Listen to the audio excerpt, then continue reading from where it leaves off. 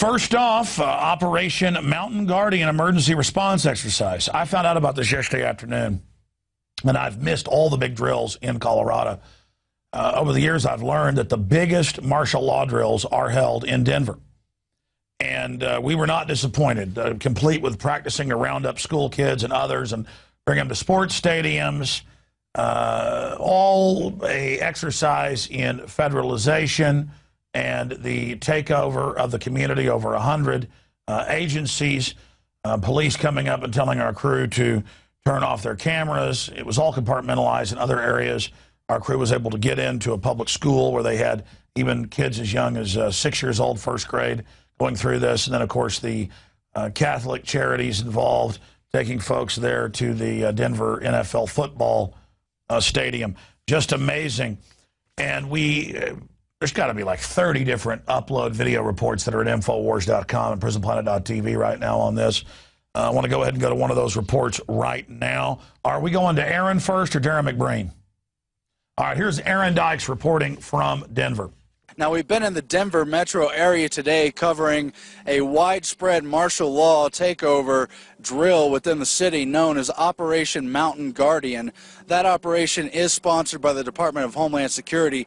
We saw earlier today a Mumbai-style attack at a suburban mall in the area. There was also a staged attack on a train and bus facility. Then later this morning, we witnessed a SWAT-style raid against an elementary school where they staged a shooting. And then what we learned there was that the children from that staged shooting were being relocated at the sports stadium you see directly behind me. We then investigated what was going on at the sports stadium and found in their own press releases admissions that they were planning to test the relocation processing of students and teachers during this drill. We were then tipped off by security personnel on this side of the stadium that indeed buses had brought children into the stadium, but no media or press was allowed inside.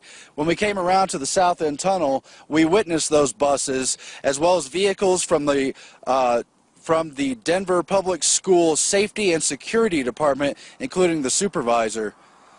Following that, we spoke to a stage mother, a mock mother, who was here to pick up children from the facility, which led us to then talk to Denver Police Victims Response Unit head Scott Snow, the Victim Assistance Unit, and he told us that indeed the end goal of this exercise or any real event that might happen was to get the children to this stadium where the parents could then be reunified with them. Well, this kind of ties up as far as the whole goal of this Family Information Center is to give both parents a responding point for PIO's public information to stage out here.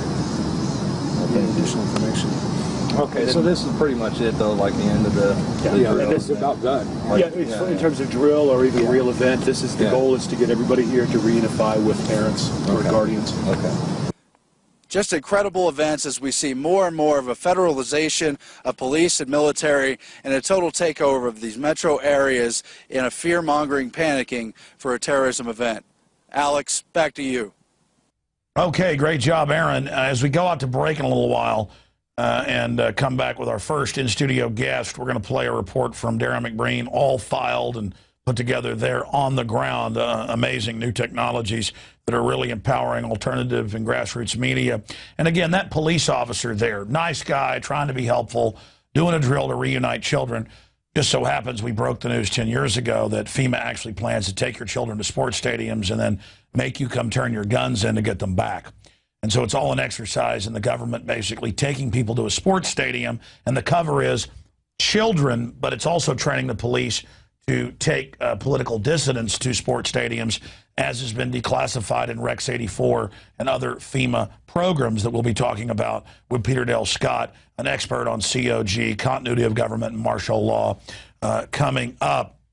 But for now, that's it for our coverage. This is just about federalization, drill, fear-mongering to create the perception that terrorism is this big threat. You've got a better chance of slipping on ice and dying, or dying in a car wreck, hundreds of times better chance of that, or being killed by bees or snake bite.